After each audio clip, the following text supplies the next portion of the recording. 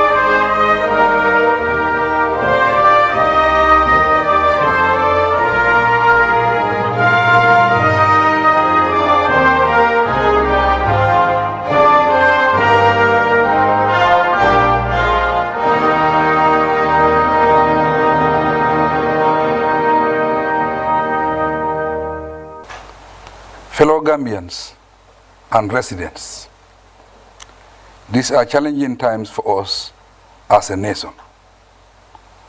As a predominant farming country, we always look forward to the rainy season with excitement. However, we are also conscious that the season may come with some natural disasters. As the rainy season starts this year, we are beginning to experience such unfortunate calamities. Last Wednesday night's thunderstorm, accompanied by lightning and heavy winds that downed electric poles, destroyed buildings, uprooted trees, and littered our streets and communities with debris. Above all, it is most regrettable that our report recorded 10 deaths across the country due to the storm. On behalf of the government and the entire nation, I commiserate with all those affected directly or indirectly. In particular, I extend heartfelt condolences to the bereaved families for the sad loss of lives. And I pray for solace for those who suffer damage to property. In the same vein, I pray for the speedy recovery of all those injured and their loved ones who perished in the storm to rest in eternal peace. I wish to inform all citizens and residents of the country that my government is fully aware of the scale of the damage caused by this natural tragedy. We have since taken immediate steps to redress the situation. Working with the National Disaster Agency, NDMA, and the relevant line institutions, the government has activated the country's emergency preparedness and response plan. The National Disaster Management Agency staff deployed around the country are working tirelessly to assess the full extent of the damage, and they are instituting measures to mitigate the effect of this natural disaster. Based on an NDMA preliminary assessment report, the storm destroyed property worth millions of dollars and injured many people, apart from claiming 10 lives. I appeal to all citizens and residents, all corporate bodies, and our development partners to work with the NDMA on disaster risk mechanisms and support the victims. Fellow Gambians, agriculture is vital for our food security and survival. At the same time, we also benefit from it for subsistence. Therefore, I will seize this opportunity, as I always do, to call on the youth and the able-bodied citizens to engage in agriculture as a business venture. It is also worth noting that we can improve environmental sanitation by maintaining waterways clear of debris and garbage. My government will urge the Department of Physical Planning to learn lessons from the poor planning of all settlements and in the future plan new communities better, taking account of waterways and proper drainage systems. In conclusion, I reiterate my call for support and solidarity with the victims of the storm as they rebuild their lives and livelihoods. I thank you for your kind attention.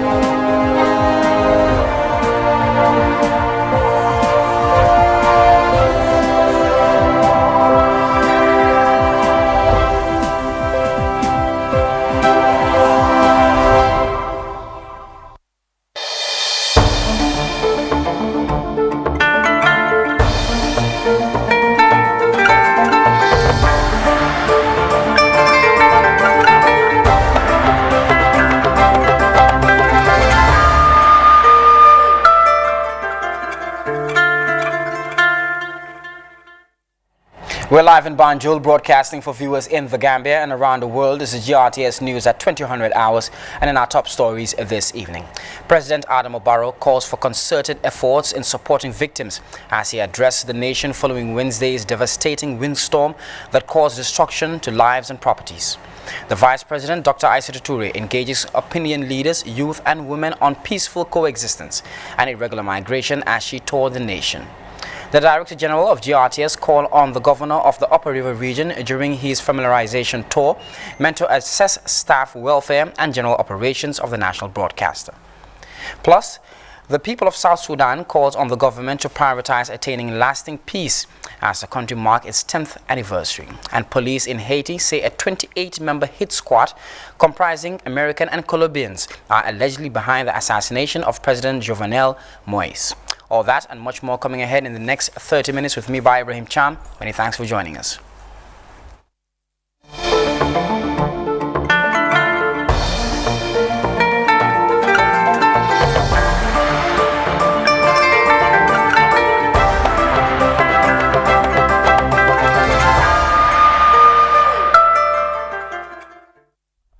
Many thanks for joining us. The President, His Excellency Adama Barrow, has called for inclusiveness and concerted efforts in supporting victims of Wednesday's night's windstorm as they rebuild their lives and livelihoods. The President made the remarks in his address to the nation as the country reels from the devastating effects of the storm that claimed 10 lives, leaving a trail of destruction behind. The Gambian leader stressed the need to strengthen disaster risk reduction mechanisms in the country and further called on the youths and all able-bodied citizens to engage in agriculture as a business venture.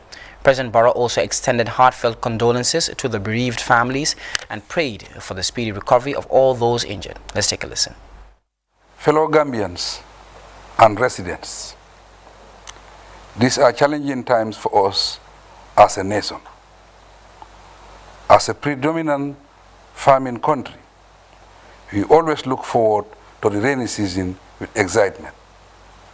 However, we are also conscious that the season may come with some natural disasters.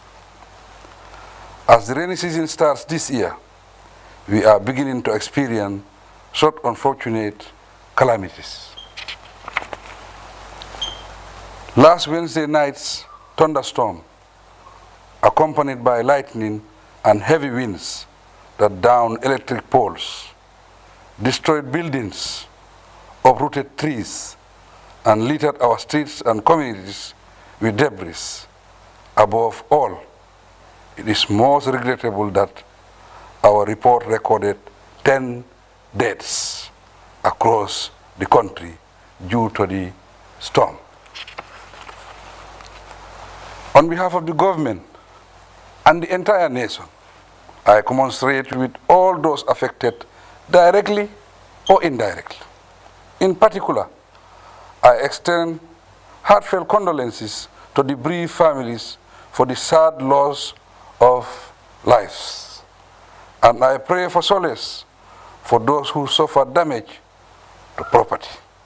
In the same vein, I pray for the speedy recovery of all those injured and their loved ones who perished in the storm to rest in eternal peace.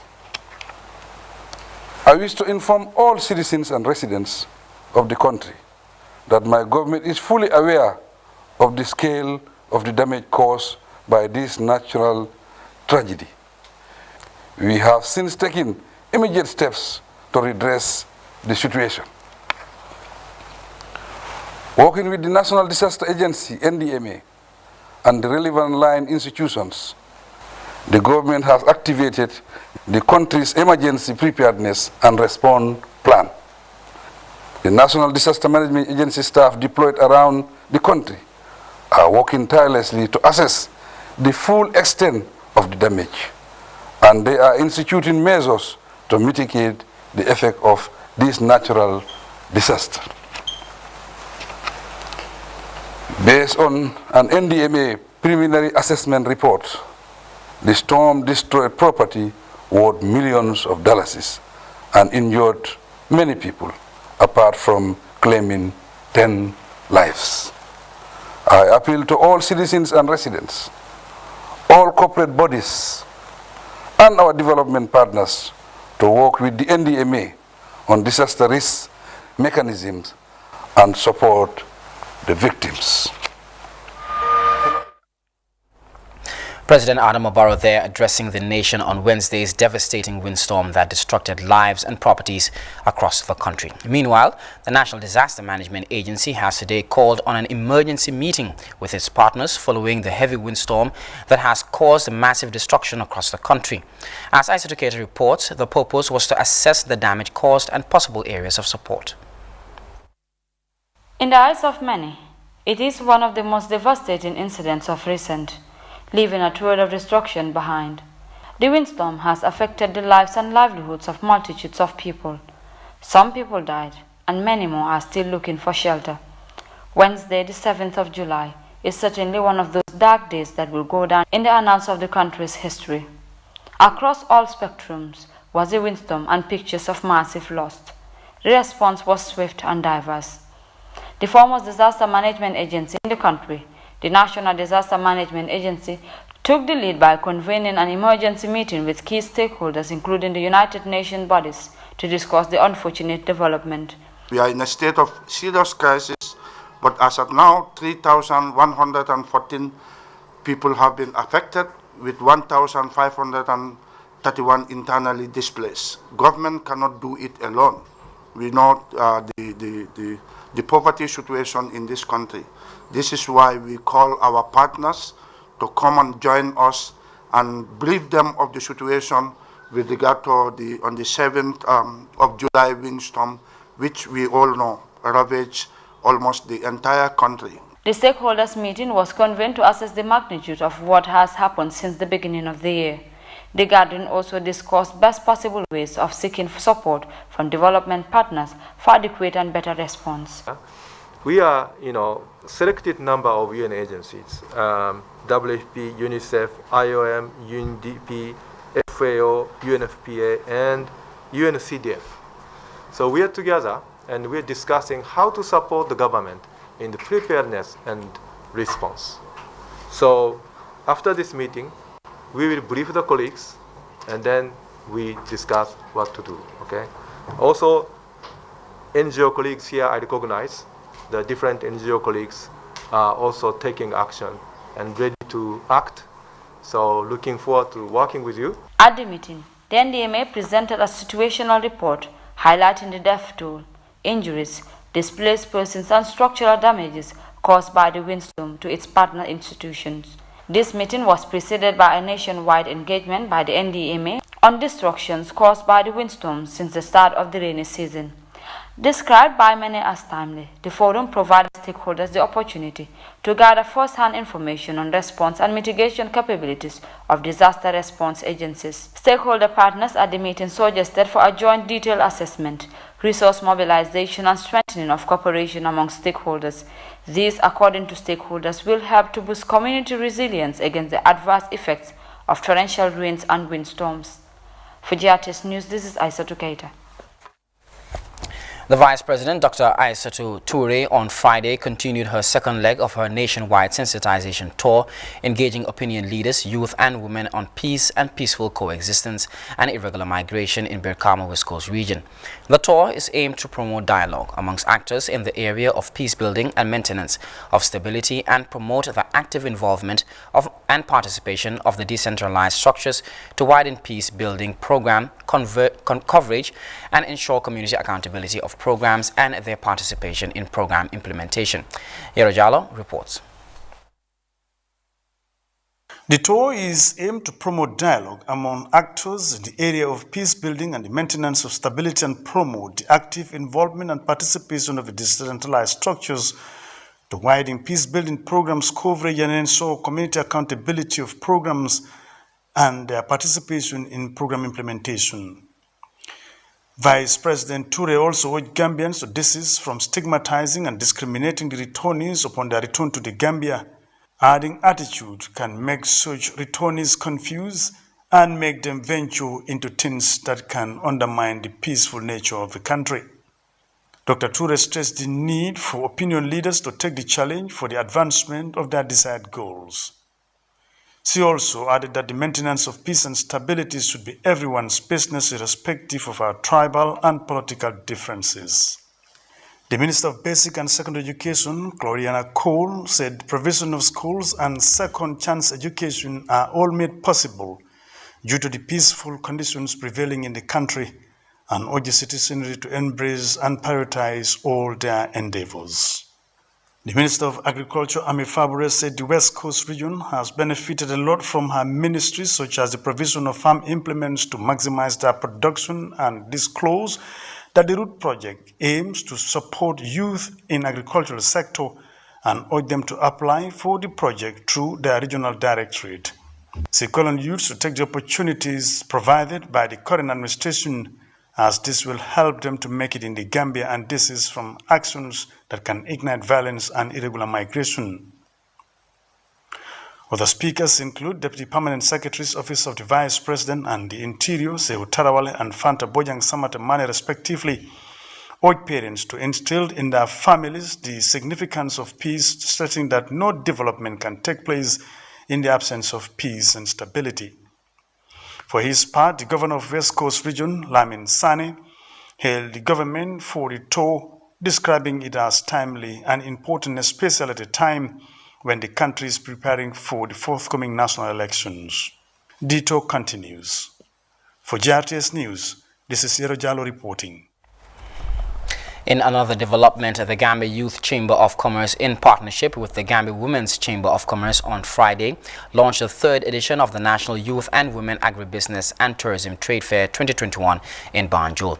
The aim of the initiative is to promote and increase networking opportunities and business income for women and youth. Turi tells us more. With the view to mitigate the impact of COVID-19 on youth and women in medium, small and micro enterprises (MSMEs) through market linkages and networking for improved sustainability, the Gambia Youth Chamber of Commerce and the Gambia Women Chamber of Commerce has launched the third edition of the National Youth and Women Agribusiness and Tourism Trade Fair. The fair, which will be the third of its kind, according to officials, is expected to take place on the 28th of October to 14th November 2021.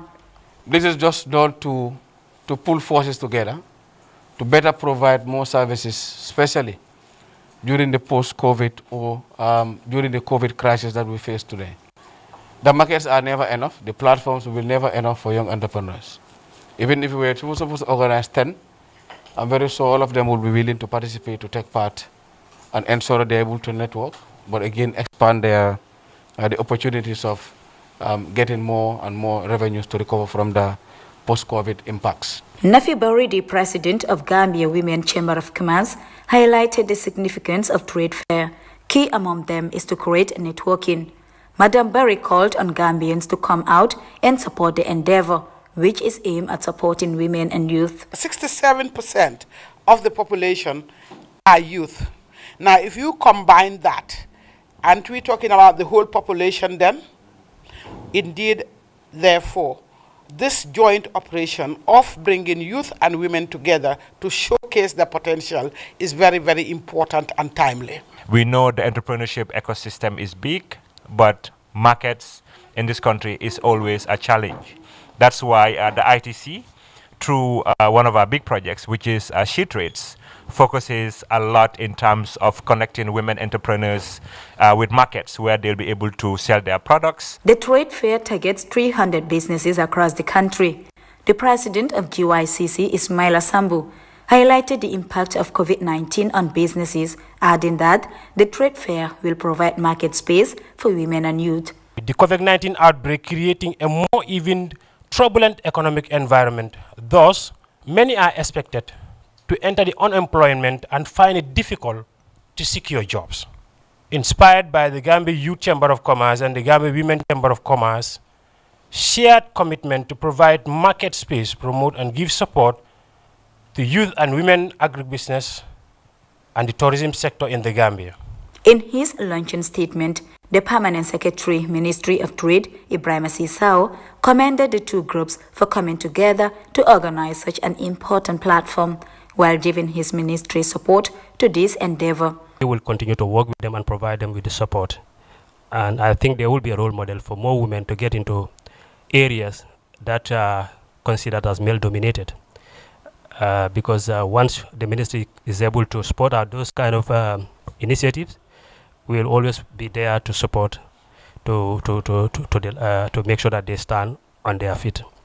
The Gambia Youth Chamber of Commerce, GYCC, is the umbrella body and voice of young entrepreneurs in the Gambia. It is a youth-led trade support organization established to support MSMEs with a view to connect them with appropriate business environment and market opportunities to boost income. Turi, GRTS News. The Director General of the Gambia Radio and Television Services, Malik Jeng, and top officials of the public broadcaster are on a familiarization tour of GRTS facilities across the country. The tour is also meant to assess staff welfare and general operations. The delegation on Thursday held engagements with the Governor of the Upper River Region. Seydou Kamara reports from Basse. Top officials of the Gambia Radio and Television Services, accompanied by board members, are visiting the public broadcaster facilities across the country. to gather first-hand information on the state of affairs of the site. The tour is led by the Director General Malik Jeng, and it is perhaps his first public engagement outside Banjul. In the Upper River region, the visiting delegation paid a courtesy call on Governor Sambaba to brief him on their mission. Governor Sambaba expressed delight in receiving the top officials of the national broadcaster. He also expressed satisfaction on the operation of GRTS in content programming and news production. So it is always important. That is why there are programs that are existing in this region. I monitor it on a daily basis. Even if there is no electricity and it is time for news at 6, I call them. I say, what is happening? Because I want to know what is happening in Banjul. Because there should be connection. And it is the radio and television that connects us. Because if you looked at it, it's almost like 480 something miles or kilometers away from Banjul. So, but the programs that you do in Banjul over there, if you listen to them here, it means that we are in Banjul altogether. Governor Ba challenged the management of GRTS to provide a perimeter fence for the bus station and among other concerns. We have some constraints, and that is with regards to the electricity. Thank God that you came to the office, governor's office, and the same problem faced you. That is electricity going on and on, off, and the radio is connected to electricity. Definitely we would love if the electricity thing will be solved at the radio, particularly Radio Basse. Radio Basse is being listened to CRR and even in the Senegal. And if there is a program here, people will be calling from Senegal, what we call to acknowledge what the radio is doing. The Director General Malik Jeng, responding earlier, said those concerns and many other matters necessitated the visit to get first-hand information on the state of affairs and general welfare of the staff. This is a familiarization, fact-finding mission that we decided to embark on to enable me to see, as a new director, to see the GRTS facilities up country, to assess the condition of our equipment, mainly because we have 6 transmitter stations up country. We have Abuko, Kanilai, Mansakonko, Kudang, Bansang, and Basse. So we wanted to see the state of the equipment, to see if some of them need replacing, and hopefully to approach government to do this. DG Jeng thanked the office of the governor for the support given to the Basse substation and assured him that the management will look into those concerns. I was concerned that there were, I think I would call them squatters. You had all kinds of shops and corrugated structures, and I was just wondering. And Abubakar said, "Well, this is our land, actually." I said, "I think we should fence it." So I think we'll definitely discuss this at management level, take it up to the board, and I think it is important that we fence this property, so everybody knows it's GRTS. At least it will protect our staff from, as you say, reptiles and stuff like that.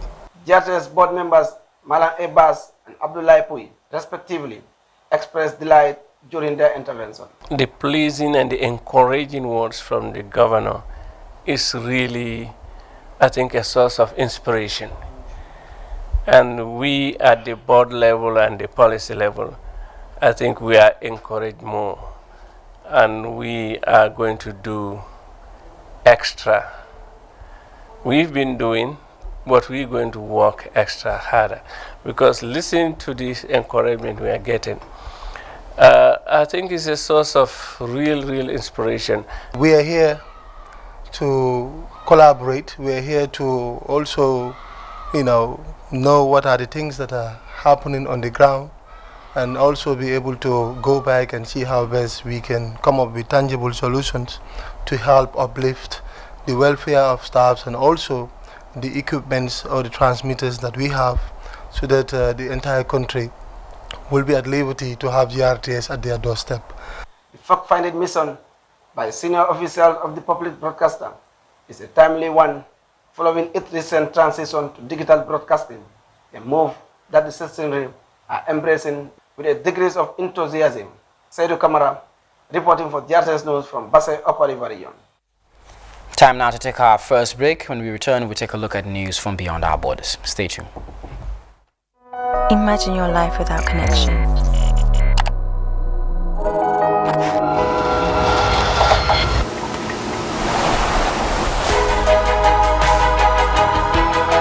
Every change comes with new challenges and opportunities. So now is the time for a new normal, new habits, new ways of communicating your love, needs, and ambitions. AfriCell makes it possible.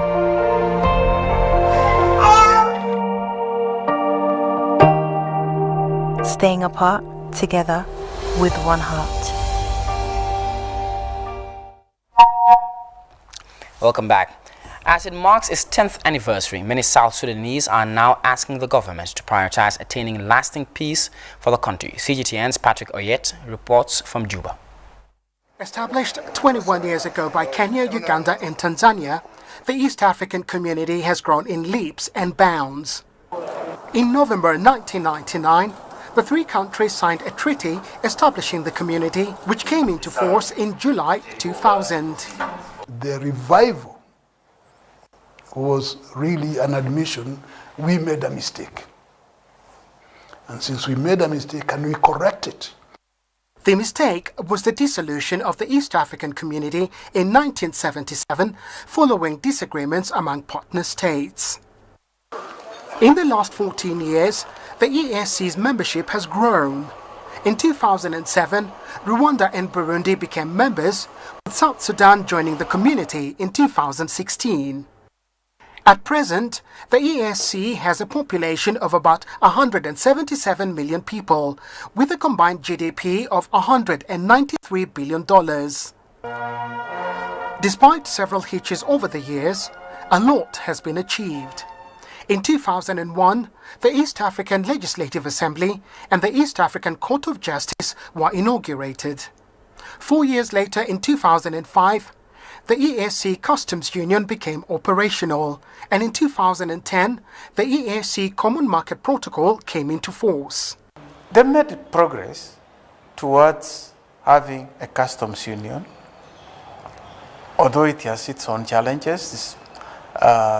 It's still not fully operating as a customs union, but you can have goods moving duty-free, quota-free within the region. And so there is a free trade area working. Other milestones include a protocol for the establishment of a monetary union set to come into force in 2023 and the first tracking of a process towards a federation.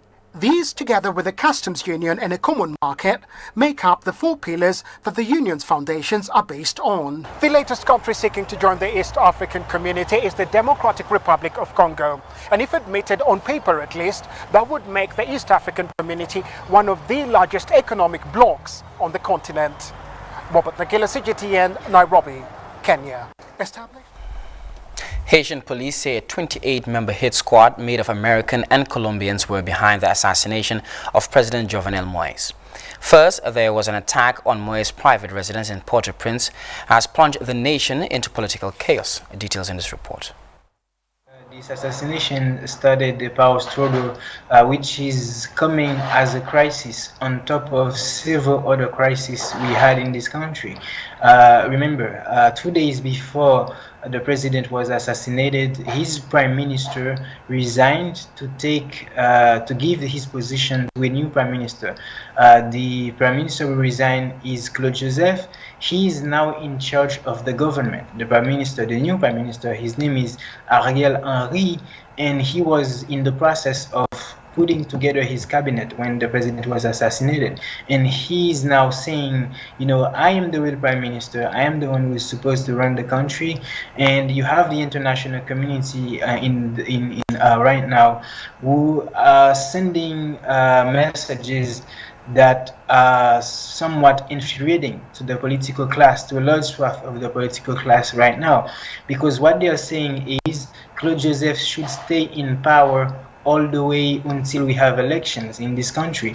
But the problem is, if you talk to human rights organizations, if you talk to civil grassroots, civil society organization, what they will tell you is having election right now in Haiti is practically insane.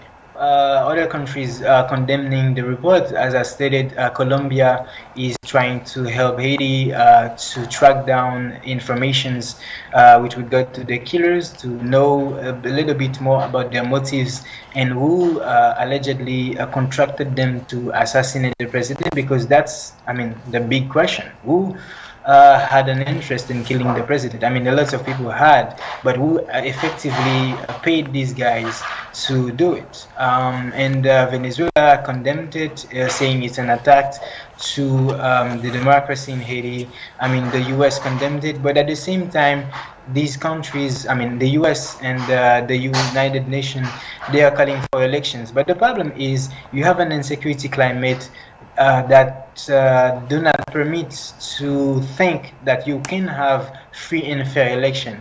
The large swath of the country is being controlled by gangs, and these gangs are so powerful that they are more armed than the police officers. So how can you have an election, a free and fair election, in a situation like that? We'll be back with sport news right after this break. Stay tuned.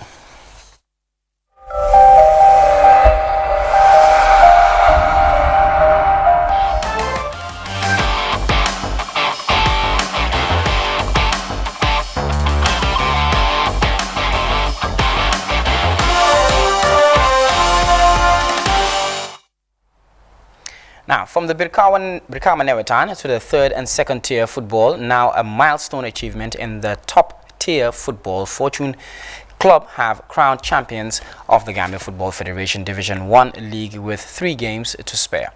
The Petroleum Boys defeated second place Walidan 2-1 at the Independence Stadium to sit comfortably at the top. Farmer Abaji has been following the league and tells us more. If there is anything Fortune deserved this season, it's the title. It wasn't expected after a few games in the league. The Petroleum Boys worked so hard for their success. The dynamic of their team is no match to the rest. They remain the most consistent team in the league with 12 wins, 10 draws, and a single defeat in 23 games, scoring 23 goals and conceding just 7. This was indeed a remarkable title-winning performance by Jen Juve's team. This clash against Walidan was one game for Fortune to eventually prove their superiority over the rest of the teams, and they proved it with a hard-fought 2-1 win. Walidan stayed resolute for the most part, knowing that aside from a win will mean that they will have to fight for the second and the remaining places in the standings, even though Fortune first took the lead courtesy of Patrick Silva's goal.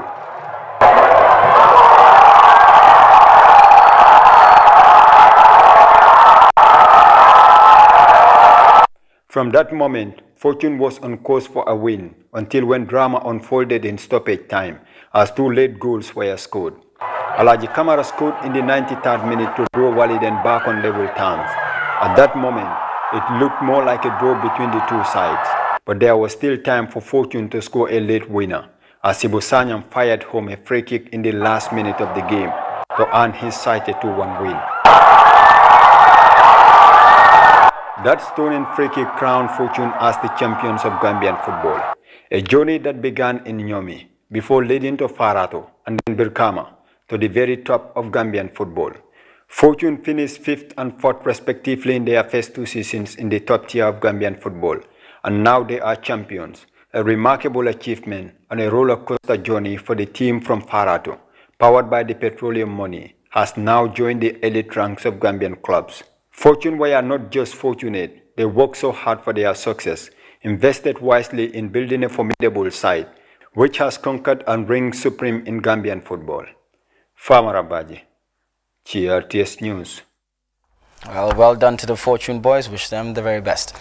Well, that draws us to the end of this news bulletin. A recap of our top stories. President Adama Barrow has called for concerted efforts in supporting victims as he addresses the nation following Wednesday's devastating windstorm that caused destructions to lives and properties.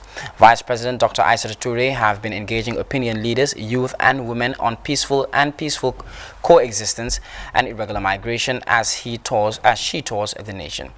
The Director General of GRTS has called on the Governor of the Upper River region during his familiarization tour meant to assess staff welfare and general operations of the national broadcaster. Plus, the people of South Sudan has called on the government to prioritize attaining lasting peace as the country marks its 10th anniversary. And police in Haiti have said that a 28-member hit squad comprising American and Colombians are allegedly behind the assassination of President Jovenel Moïse. All that was in this edition of GRTS. Many thanks for watching. Please enjoy the rest of our programs.